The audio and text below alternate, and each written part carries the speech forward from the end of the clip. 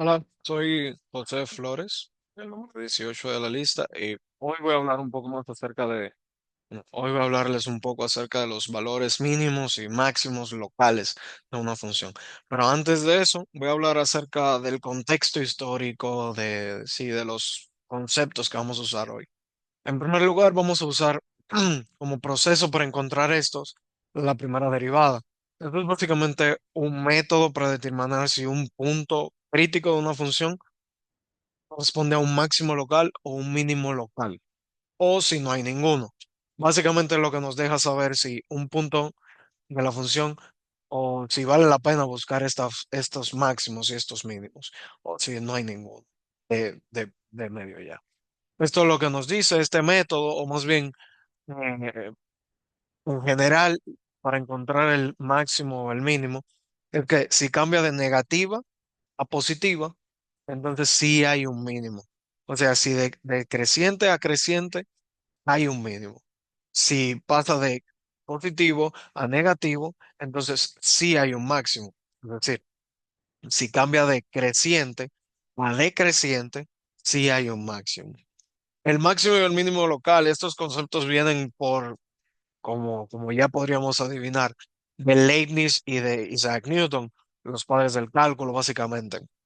Del siglo XVIII, con el desarrollo de esto, ellos lo que hicieron fue, ellos encontraron estos valles y estos picos. O sea, estos puntos que estaban o muy altos o muy bajos, localmente hablando de una función. Y ellos dijeron, ok, pero ¿qué es esto? Y ahí surgió la prueba de la primera derivada, el igualar a cero y el nombre en sí de punto máximo y el punto más bajo, el punto mínimo local. De ahí es que vienen estos y este proceso tan general realmente que hay. Entonces, lo que básicamente nos pide hacer el ejercicio es encontrar el máximo o el mínimo local de una función. Y vamos a presentar cuál es esa función porque el libro mismo nos lo da. Bastante fácil.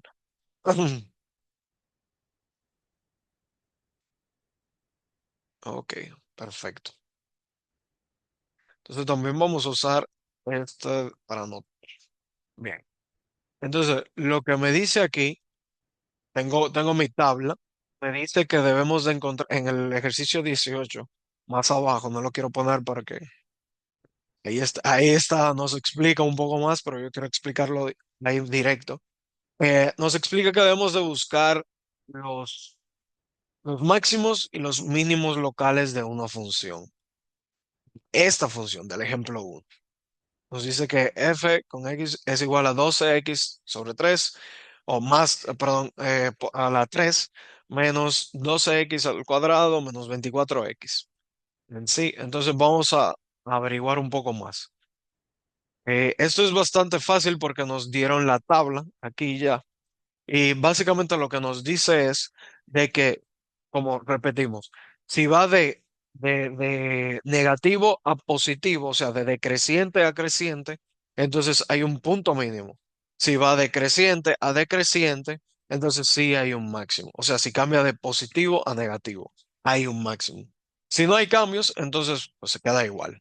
Entonces, aquí nos presenta la tabla y yo voy a usar las anotaciones para hacer un poco de énfasis con esto y de arreglo, para que se vea como bastante sencillo como lo pude entender yo.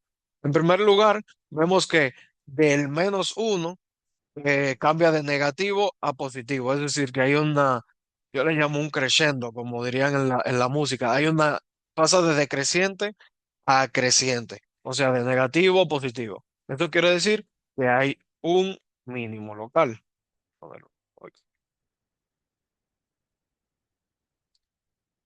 vamos a ponerlo aquí.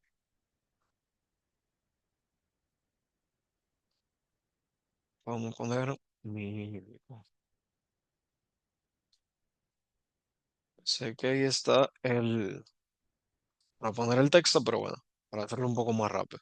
Entonces decimos que el -1, aquí que cambia, eso es un mínimo local. Entonces vamos a ir viendo un poco más. ¿Qué más en esta tabla pasa de negativo a positivo.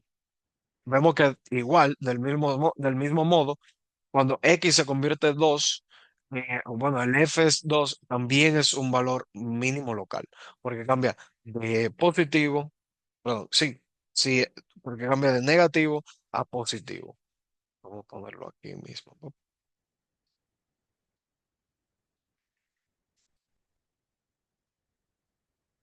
Por cierto, podríamos ponerlo un poco más exacto. F,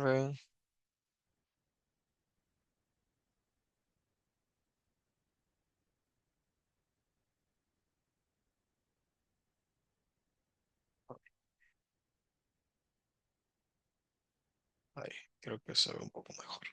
Bien, entonces podríamos poner aquí el máximo.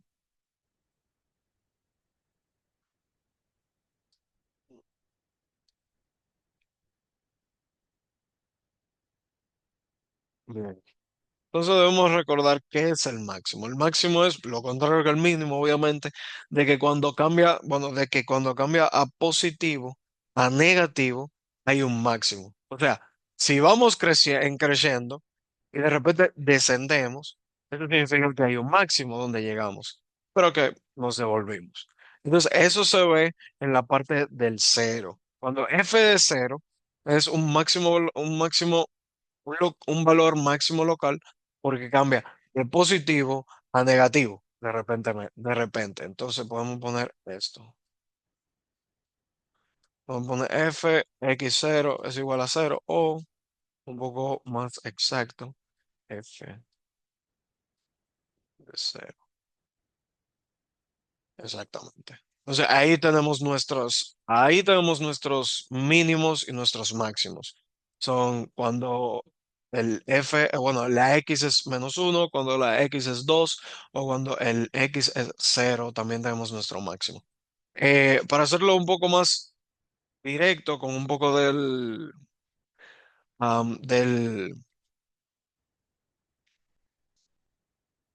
sí, de la fórmula un tanto general, lo que podemos hacer es tomar este mínimo o este máximo y colocarlo.